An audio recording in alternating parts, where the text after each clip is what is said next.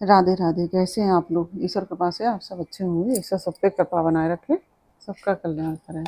आज हम बताने जा रहे हैं श्रीमद् भागवत महापुराण के छठे स्कंद का चौथा अध्याय। और उसके पहले हम कहना चाहेंगे, यदि आपने हमारे चैनल को सब्सक्राइब नहीं किया तो प्लीज़ हमारे चैनल को सब्सक्राइब कर लीजिए और बेल आइकन बटन अवश्य दबा दीजिए, जिससे कि हमारे आने वाले सारे वीडियोस आपको प्राप्त हो सकें।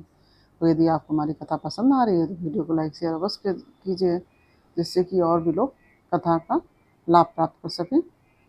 और कमेंट में राधे राधे अवश्य लिखिए। आप लोग कमेंट नहीं करते हैं, कमेंट किया करिए प्लीज़। और राधे राधे तो लिखना है खाली, तो कमेंट में राधे राधे अवश्य लिखिए। चलिए अब चलते हैं कथा की तरफ। श्रीमन नारायण नारायण हरि हरि भजमन नारायण नारायण हरि हरि, तेरी लीला सबसे प्यारी प्यारी, हरि हरि तेरी लीला सबसे न्यारी न्यारी, हरि हरि श्रीमन नारायण नारायण हरि हरि भजमन नारायण नारायण हरि हरि। राधे राधे। बोलो कृष्ण कन्हैया लाल की जय। राजा परीक्षित ने पूछा, भगवान आपने संक्षेप से तीसरे स्कंद में इस बात का वर्णन किया है कि स्वयंभू मनवंतर में देवता, असुर, मनुष्य, सर्प और पशु पक्षी आदि की सृष्टि कैसे हुई। अब मैं उसी का विस्तार जानना चाहता हूँ। प्रकृति आदि कारणों के भी परम कारण भगवान अपनी जिस शक्ति से जिस प्रकार उसके बाद की सृष्टि करते हैं, उसे जानने की भी मेरी बहुत इच्छा है। सूत जी कहते हैं, सौनकादि ऋषियों परम योगी व्यास नंदन श्री सुखदेव जी ने राजऋषि परीक्षित का यह सुंदर प्रश्न सुनकर उनका अभिनंदन किया और इस प्रकार कहा। श्री सुखदेव जी ने कहा, राजा प्राचीन वही के 10 लड़के, जिनका नाम प्रचेता था, जब समुद्र से बाहर निकले तब उन्होंने देखा कि हमारे पिता के निवृत्ति परायण हो जाने से सारी पृथ्वी पेड़ों से घिर गई है। उन्हें वृक्षों पर बड़ा क्रोध आया और उनके तप बल ने तो मानो क्रोध की आग में आहुति ही डाल दी है। बस उन्होंने वृक्षों को जला डालने के लिए अपने मुख से वायु और अग्नि की सृष्टि की। परीक्षित, जब प्रचेताओं की छोड़ी हुई अग्नि और वायु उन वृक्षों को जलाने लगी, तब वृक्षों के राजा अधिराज चंद्रमा ने उनका क्रोध शांत करते हुए इस प्रकार कहा, महाभाग्यवान प्रचेताओं, ये वृक्ष बड़े दीन हैं। आप लोग इनसे द्रोह मत कीजिए, क्योंकि आप तो प्रजा की अभिवृद्धि करना चाहते हैं। तो और सभी जानते हैं कि आप प्रजापति हैं। महात्मा प्रचेताओं, प्रजापतियों के अधिपति अविनाशी भगवान श्री हरि ने संपूर्ण वनस्पतियों और औषधियों को प्रजा के हितार्थ उनके खान पान के लिए बनाया है। संसार में पांखों से उड़ने वाले चर प्राणियों के भोजन फल पुष्प आदि अचर पदार्थ हैं। पैर से चलने वालों के घास तृणादि बिना पैर वाले भोजन है, बिना पैर वाले पदार्थ भोजन है। हाथ वालों के वृक्ष लता आदि बिना हाथ वाले, और 2 पैर वाले मनुष्य आदि के लिए धान गेहूँ आदि अन्न भोजन है। 4 पैर वाले ऊंट बैल आदि खेती प्रभृति के द्वारा अन्न की उत्पत्ति में सहायक है। निष्पाप प्रचेताओं, आपके पिता और देवादिदेव भगवान ने आप लोगों को यह आदेश दिया है कि प्रजा की सृष्टि करो। ऐसी स्थिति में आप वृक्षों को जला डालें, यह कैसे उचित हो सकता है। आप लोग अपना क्रोध शांत करें और अपने पिता पितामह प्रपितामह आदि के द्वारा सेवित सत्पुरुषों के मार्ग का अनुसरण करें। जैसे माँ बाप बालकों की पलके नेत्रों की और पति पत्नी की, गृहस्थ भिक्षुओं की और ज्ञानी अज्ञानियों की रक्षा करते हैं और उनका हित चाहते हैं, वैसे ही प्रजा की रक्षा और हित का उत्तरदायी राजा होता है। प्रचेताओं, समस्त प्राणियों के हृदय में सर्वशक्तिमान भगवान आत्मा के रूप में विराजमान हैं। इसलिए आप लोग सभी को भगवान का निवास स्थान समझें। यदि आप ऐसा करेंगे तो भगवान को प्रसन्न कर लेंगे।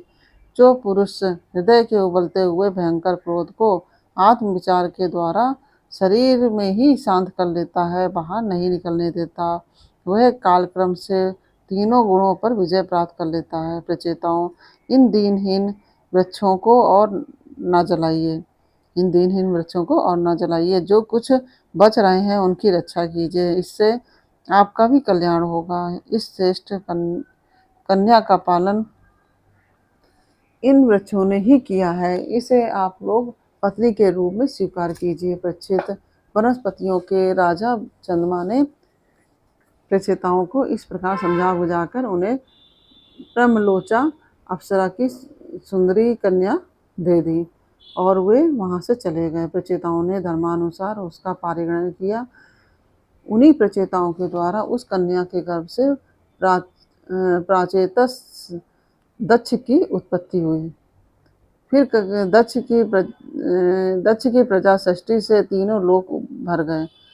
इनका अपनी पुत्रियों पर बड़ा प्रेम था। उन्होंने जिस प्रकार अपने संकल्प और वीर से विविध प्राणियों की सृष्टि की, वह मैं सुनाता हूँ, तुम सावधान होकर सुनो। परीक्षित, पहले प्रजापति दक्ष ने जल, थल और आकाश में रहने वाले देवता, असुर एवं मनुष्य आदि प्रजा की सृष्टि अपने संकल्प से ही की। जब उन्होंने देखा कि वह सृष्टि बढ़ नहीं रही है, तब उन्होंने विंध्याचल के निकटवर्ती पर्वतों पर जाकर बड़ी घोर तपस्या की। वहाँ एक अत्यंत श्रेष्ठ तीर्थ है, उसका नाम है अगमर्सर। वह सारे पापों को धो डालता है। प्रजापति दक्ष उस तीर्थ में त्रिकाल स्नान करते और तपस्या के द्वारा भगवान की आराधना करते। प्रजापति दक्ष ने इंद्रियातीत भगवान की हंसगोह नामक स्तोत्र से स्तुति की थी। उसी से भगवान उन पर प्रसन्न हुए थे। मैं तुम्हें वह स्तुति सुनाता हूँ। दक्ष प्रजापति ने इस प्रकार स्तुति की। भगवान, आपकी अनुभूति, आपका चित्त शक्ति अमोघ है। आप जीव और प्रकृति से परे हैं, उनके नियंता और उन्हें सत्ता स्फूर्ति देने वाले हैं। जिन जीवों ने त्रिगुणमयी सृष्टि को ही वास्तविक सत्य समझ रखा है, वे आपके स्वरूप का साक्षात्कार नहीं कर सके हैं, क्योंकि आप तक किसी भी प्रमाण की पहुंच नहीं है। आपकी कोई अवधि, कोई सीमा नहीं है। आप स्वयं प्रकाश और परात्पर हैं। मैं आपको नमस्कार करता हूँ। यूं तो जीव और ईश्वर एक दूसरे के सखा हैं तथा इसी शरीर में इकट्ठे ही निवास करते हैं, परंतु जीव सर्वशक्तिमान और सख्य भाव को नहीं जानता है। ठीक वैसे ही जैसे रूप, रस, गंध आदि विषय अपने प्रकाशित करने वाली नेत्र, घ्राण और आदि इंद्रिय वृत्तियों को नहीं जानते, क्योंकि आप जीव और जगत के दृष्टा हैं, दृश्य नहीं। महेश्वर, मैं आपके श्री चरणों में नमस्कार करता हूँ। देह, प्राण, इंद्रिय, अंतःकरण की वृत्तियां, पंच महाभूत और उनकी तन्मात्राएं, ये सब जड़ होने के कारण अपने को और अपने से अतिरिक्त को भी नहीं जानते, परंतु जीव इन सबको और इनके कारण सत्व, रज और तम, इन तीन गुणों को भी जानता है, परंतु वह भी दृश्य अथवा ज्ञेय रूप से आपको नहीं जान सकता, क्योंकि आप ही सबके ज्ञाता और अनंत हैं। इसलिए प्रभु, मैं तो केवल आपकी स्तुति करता हूँ। जब समाधि काल में प्रमाण, विकल्प और विपर्य रूप विविध ज्ञान और स्मरण शक्ति का लोप हो जाने से इस नाम रूपात्मक जगत का निरूपण करने वाला मन उपरत हो जाता है, उस समय बिना मन के भी केवल सच्चिदानंदमयी अपनी स्वरूप स्थिति के द्वारा आप प्रकाशित होते रहते हैं। प्रभु, आप शुद्ध हैं और शुद्ध हृदय मंदिर ही आपका निवास स्थान है। आपको मेरा नमस्कार है। जैसे याज्ञिक लोग काष्ठ में छिपे हुए अग्नि को सामिधेनी नाम के 15 मंत्रों के द्वारा प्रकट करते हैं, वैसे ही ज्ञानी पुरुष अपनी 27 शक्तियों के भीतर गूढ़ भाव से छिपे हुए आपको अपनी शुद्ध बुद्धि के द्वारा हृदय में ही ढूंढ निकालते हैं। जगत में जितनी भिन्नताएं देख पड़ती हैं, वे सब माया ही है। माया का निषेध कर देने पर केवल परम सुख के साक्षात्कार रूप आप ही अवशेष रहते हैं। परंतु जब विचार करने लगते हैं, तब आपके स्वरूप में माया की उपलब्धि निर्वचन नहीं हो सकता। अर्थात माया भी आप ही हैं, अतः सारे नाम और सारे रूप आपके ही हैं। प्रभु, आप मुझ पर प्रसन्न होइए, मुझे आत्म प्रसाद से पूर्ण कर दीजिए। प्रभु, जो कुछ वाणी से कहा जाता है अथवा जो कुछ मन बुद्धि और इंद्रियों से ग्रहण किया जाता है, वह आपका स्वरूप नहीं है, क्योंकि वह तो गुण रूप है और आप गुणों की उत्पत्ति और प्रलय के अधिष्ठान हैं। आप में केवल उनकी प्रतीति मात्र है। भगवान आप में ही यह सारा जगत स्थित है। आप से ही निकला है और आपने और किसी के सहारे नहीं, अपने आप से ही इसका निर्माण किया है। यह आपका ही है और आपके लिए ही है। इसके रूप में बनने वाले भी आप हैं और बनाने वाले भी आप ही हैं। बनाने की विधि भी आप ही हैं। आप ही सबसे काम लेने वाले भी हैं। जब कार्य और कारण का भेद नहीं था, तब भी आप स्वयं सिद्ध स्वरूप से स्थित थे। इसी से आप सबके कारण भी हैं। सच्ची बात तो यह है कि आप जीव जगत के भेद और स्वगत भेद से सर्वदा रहित एक अद्वितीय हैं। आप स्वयं ब्रह्म हैं। आप मुझ पर प्रसन्न हो प्रभु। आपकी ही शक्तियाँ वादी प्रतिवादियों के विवाद और संवाद एक मत मतलब संवाद का मतलब होता है एक मत का विषय होती हैं और उन्हें बार बार मोह में डाल दिया करती हैं। आप अनंत, आप प्राकृत, अकल्याण गुण गणों से युक्त एवं स्वयं अनंत हैं। मैं आपको नमस्कार करता हूँ। भगवान, उपासक लोग कहते हैं कि हमारे प्रभु हस्तपाद आदि से युक्त साकार विग्रह हैं और सांख्यवादी कहते हैं कि भगवान हस्तपाद आदि विग्रह से रहित निराकार हैं। यद्यपि इस प्रकार वे एक ही वस्तु के दो परस्पर विरोधी धर्मों का वर्णन करते हैं, परंतु फिर भी उसमें विरोध नहीं है, क्योंकि दोनों एक ही परम वस्तु में स्थित हैं। बिना आधार के हाथ पैर आदि का होना संभव नहीं है और निषेध की तो कोई न कोई अवधि होनी ही चाहिए। आप ही आधार और निषेध की अवधि हैं, इसलिए आप साकार निराकार दोनों से ही अविरुद्ध परम सम पर ब्रह्म है। प्रभु, आप अनंत हैं। आपका ना तो कोई प्राकृत नाम है और ना कोई प्राकृत रूप। फिर भी जो आपके चरण कमलों का भजन करते हैं, उन पर अनुग्रह करने के लिए आप अनेक रूपों में प्रकट होकर अनेकों लीलाएं करते हैं तथा उन रूपों एवं लीलाओं के अनुसार अनेकों नाम धारण कर लेते हैं। परमात्मन, आप मुझ पर कृपा प्रसाद कीजिए। लोगों की उपासनाएं प्रायः साधारण कोटि की होती हैं, अतः आप सबके हृदय में रहकर उनकी भावना के अनुसार भिन्न भिन्न देवताओं के रूप में प्रतीत होते रहते हैं।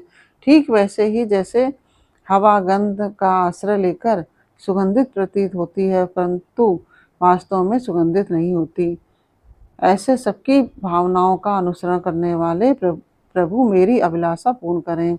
श्री सुखदेव जी कहते हैं, परीक्षित, विंध्याचल के अघमसण तीर्थ में जब प्रजापति दक्ष ने इस प्रकार स्तुति की, तब भक्तवत्सल भगवान उनके सामने प्रकट हुए। उस समय भगवान गरुण के कंधों पर चरण रखे हुए थे। विशाल एवं हष्टपुष्ट 8 भुजाएं थीं। उनमें शंख चक्र तलवार ढाल बाण धनुष पाश और गदा धारण किए हुए थे। वर्षाकालीन मेघ के समान श्यामल शरीर पर पीताम्बर फहरा रहा था। मुखमंडल प्रफुल्लित था, नेत्रों से प्रसाद की वर्षा हो रही थी। घुटनों तक वनमाला लटक रही थी। वक्ष स्थल पर सुनहरी रेखा सी वत्स चिन्ह और गले में कौस्तुभ मणि जगमगा रही थी। बहुमूल किरीट, कंगन, मकराकृत कुंडल, करधनी, अंगूठी, कड़े, नूपुर और बाजूबंद अपने अपने स्थान पर सुशोभित थे। त्रिभुवनपति भगवान ने त्रिलोक विमोहन रूप धारण कर रखा था। नारद, नंद, सुनंद आदि पार्षद उनके चारों ओर खड़े थे। इंद्र आदि देवेश्वरगण स्तुति कर रहे थे तथा सिद्ध, गंधर्व और चारण भगवान के गुणों का गान कर रहे थे। यह अत्यंत आश्चर्यमय और अलौकिक रूप देखकर दक्ष प्रजापति कुछ सहम गए। प्रजापति दक्ष ने आनंद से भरकर भगवान के चरणों में साष्टांग प्रणाम किया। जैसे झरनों के जल से नदियां भर जाती हैं, वैसे ही परमानंद के उद्रेक से उनकी एक एक इंद्रिय भर गई और आनंद परवश हो जाने के कारण वे कुछ भी बोल न सके। परीक्षित प्रजापति दक्ष अत्यंत नम्रता से झुककर भगवान के सामने खड़े हो गए। भगवान सबके हृदय की बात जानते ही हैं। उन्होंने दक्ष प्रजापति की भक्ति और प्रजा वृद्धि की कामना देखकर उनसे यूं कहा। श्री भगवान ने कहा, परम भाग्यवान दक्ष, अब तुम्हारी तपस्या सिद्ध हो गई है, क्योंकि मुझ पर श्रद्धा करने से तुम्हारे हृदय में मेरे प्रति परम प्रेम भाव का उदय हो गया है। प्रजापति, तुमने इस विश्व की वृद्धि के लिए तपस्या की है, इसलिए मैं तुम पर प्रसन्न हूँ, क्योंकि यह मेरी ही इच्छा है कि जगत के समस्त प्राणी अभिवृद्ध और समृद्ध हों। ब्रह्मा शंकर, तुम्हारे जैसे प्रजापति, स्वयंभू आदि, मनु तथा इंद्रादि देवेश्वर, ये सब मेरी विभूतियां हैं और सभी प्राणियों की अभिवृद्धि करने वाले हैं। ब्राह्मण, तपस्या मेरा हृदय है, विद्या शरीर है। तपस्या मेरा हृदय है और विद्या शरीर है। कर्म आकृति है, यज्ञ अंग है, धर्म मन है और देवता प्राण है। जब यह सृष्टि नहीं थी तब केवल मैं ही था, और वह भी निष्क्रिय रूप में, बाहर भीतर कहीं भी और कुछ ना था। ना तो कोई दृष्टा था, ना कोई दृश्य, और मैं तो केवल ज्ञान रूप ही और अव्यक्त था। ऐसा समझ लो कि मानो सब और सुसुप्ति ही सुसुप्ति छा रही हो। प्रिय दक्ष, मैं अनंत गुणों का आधार एवं स्वयं अनंत हूँ। जब गुणमयी माया के क्षोभ से यह ब्रह्मांड शरीर प्रकट हुआ, तब इसमें अयोनिज आदि पुरुष ब्रह्मा उत्पन्न हुए। जब मैंने उनमें शक्ति और चेतना का संचार किया, तब देव शिरोमणि ब्रह्मा सृष्टि करने के लिए उद्यत हुए, परंतु उन्होंने अपने को सृष्टि कार्य में असमर्थ सा पाया। उस समय मैंने उन्हें आज्ञा दी कि तप करो। तब उन्होंने घोर तपस्या की और उस तपस्या के प्रभाव से पहले पहल तुम 9 प्रजापतियों की सृष्टि हुई। प्रिय दक्ष, देखो, यह पंचजन प्रजापति की कन्या अश्विनी है। इसे तुम अपनी पत्नी के रूप में ग्रहण करो। अब तुम गृहस्थोचित स्त्री सहवास रूप धर्म को स्वीकार करो। यह अश्विनी भी उसी धर्म को स्वीकार करेगी। तब तुम इसके द्वारा बहुत सी प्रजा उत्पन्न कर सकोगे। प्रजापति, अब तक तो मानसी सृष्टि होती थी, परंतु अब तुम्हारे बाद सारी प्रजा मेरी माया से स्त्री पुरुष के संयोग से ही उत्पन्न होगी तथा मेरी सेवा में तत्पर रहेगी। श्री सुखदेव जी कहते हैं, विश्व के जीवन दाता भगवान श्री हरि यह कहकर दक्ष के सामने ही इस प्रकार अंतर्ध्यान हो गए, जैसे स्वप्न में देखी हुई वस्तु स्वप्न टूटते ही लुप्त हो जाती है। इस प्रकार यह चौथा अध्याय पूर्ण हुआ। और श्रीमन्नारायणी नारायणी हरि हरि, भजमन्नारायणी नारायणी हरि हरि, तेरी लीला सबसे प्यारी प्यारी हरि हरि, तेरी लीला सबसे न्यारी न्यारी हरि हरि, श्रीमन्नारायणी नारायणी हरि हरि, भजमन नारायणी नारायणी हरे हरे। राधे राधे।